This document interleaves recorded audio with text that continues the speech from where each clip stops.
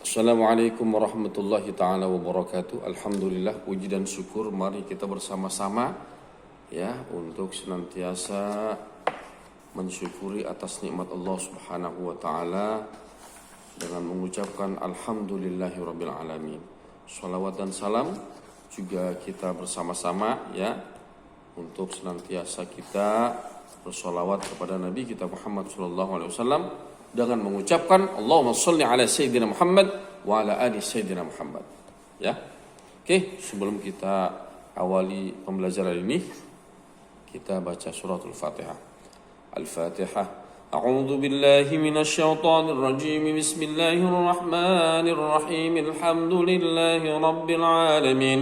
Ar-Rahmanir Rahim. Maliki yaumiddin. Iyyaka na'budu wa iyyaka nasta'in. اهدنا الصراط المستقيم صراط الذين أنعمت عليهم غير المغضوب عليهم ولا الضالين آمين رضيت بالله ربا وبالإسلام دينا وبمحمد نبيا ورسولا ربي زدنا علما وارزقنا فهما رب اشرح لي صدري ويسر لي أمري واحلل عقدة من لساني يفقه قولي يا فتاه يا عليم.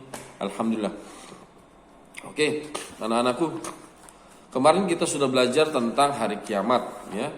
Kemudian kita juga sudah sama-sama mendengarkan penjelasan dari Bapak ya tentang pengertian hari kiamat.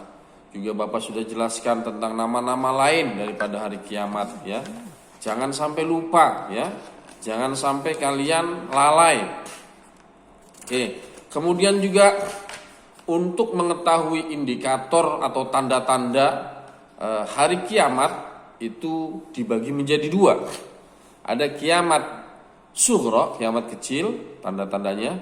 Kemudian ada tanda-tanda kiamat besar atau kiamat al-kubra ya. Kemarin sudah juga dijelaskan ya tentang tanda-tanda tersebut. Oke. Lalu sekarang kita akan beralih ya ke beberapa materi yang selanjutnya ya, karena memang kalian ini harus dikejar terus yang berkaitan dengan materi-materi yang selanjutnya. Oke. Ketika kita sudah berbicara tentang hari kiamat, tentu sekarang kita akan berbicara tentang beriman kepada qada dan qadar ya. Qada dan qadar ya. Beriman kepada qada dan qadar adalah termasuk salah satu beriman kepada rukun Islam yang keenam. Rukun iman maksud Bapak ya, rukun iman yang keenam ya.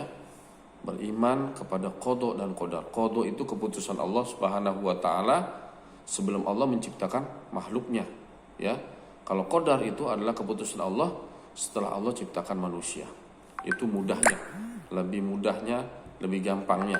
Artinya keputusan Allah yang Allah tetapkan sebelum zaman azali sudah ditetapkan. Artinya sebelum Allah ciptakan manusia, itu Allah sudah tentukan umurnya, kemudian kematiannya, rezekinya, jodohnya, semua yang berkaitan dengan kehidupan kita ya.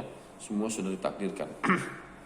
Nah, sekarang kita akan juga melihat seberapa jauh hubungan ya antara qada dan qadar ya. Ini juga harus kalian perhatikan, karena kalau kalian tidak memiliki keyakinan tentang mempercayai qada dan qadar, kalian hidupnya akan merasa kecewa terus, karena yang namanya hidup di dunia ini tidak ada sesuatu yang membuat kita itu nyaman terus-terusan, senang terus-terusan ya. Sebab hidup di dunia ini selalu ada hitam putih ya. Senang, sakit, senang, susah, sehat, sakit, kaya, miskin, muda, tua. Itulah yang selalu terus berkaitan ya. Artinya tidak selamanya di dunia ini orang bahagia terus, pasti ada dinamikanya. Oke. Anak-anakku sekalian, sekarang kita akan mencoba apa hubungan antara qada dan qadar ya. Perlu diketahui bahwa kita tidak tahu nak hidup ke depan kita seperti apa karena sudah ditentukan oleh Allah. Tersebut juga di dalam surat Al-Hadid ya ayat 22, ma asaba min musibatin fil ardi wala fi anfusikum illa fi kitabim min qabli an nabra'aha.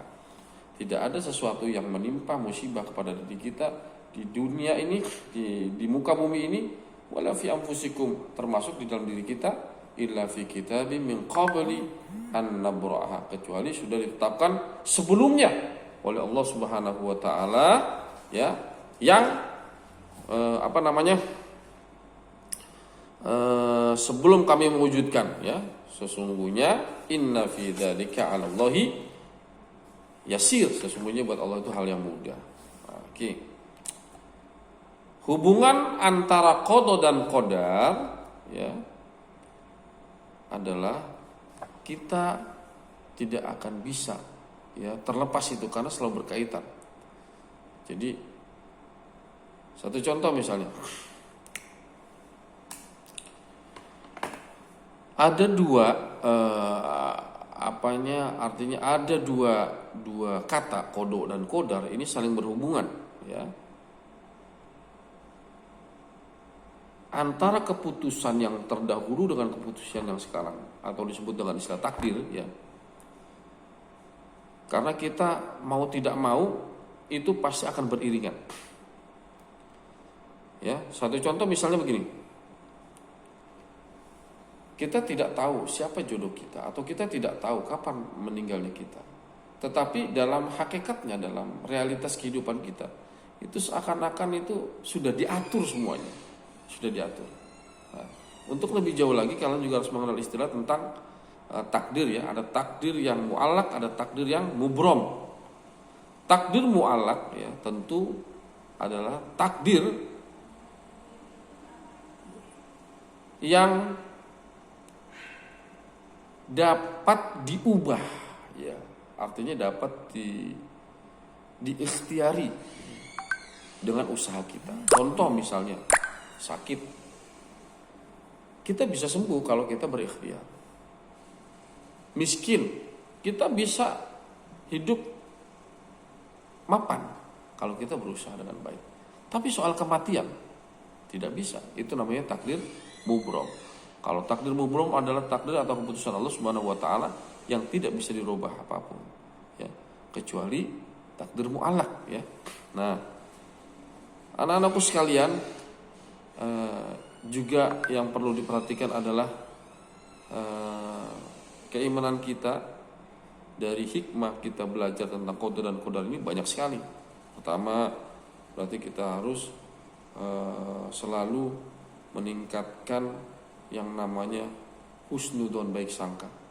Kemudian juga kita harus rajin ibadah karena kita tidak tahu kapan kematian itu akan datang, kapan musibah itu akan datang. Kemudian juga menerima berbagai macam ketetapan-ketetapan Allah Subhanahu wa taala. Itu saja ya. Nanti kita bisa diskusikan lewat Zoom ya kalau ada waktunya. Mudah-mudahan Zoom ini stabil sinyalnya. Oke, dari Bapak cukup sekian. Allahul muwafiq ila aqwamit thoriq. Assalamualaikum warahmatullahi taala wabarakatuh.